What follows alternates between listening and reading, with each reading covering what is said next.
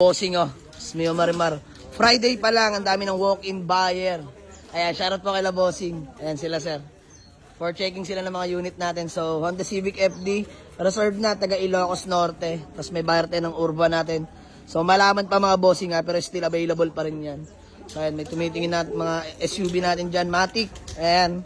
Sige po, pili lang po kayo mga bossing. Hapon na, pero tuloy-tuloy pa rin yung mga walk-in natin. So, for checking sila. Ayan, shoutout sa inyo bossing. Sige po, tingin lang po kayo. Tapos ito, may mga nag-check pa dito mga bossing Dami. So ayan, nagkakabayaran na rin pala kami doon sa isang unit. Ayan, inaasikaso ni paring Elborog.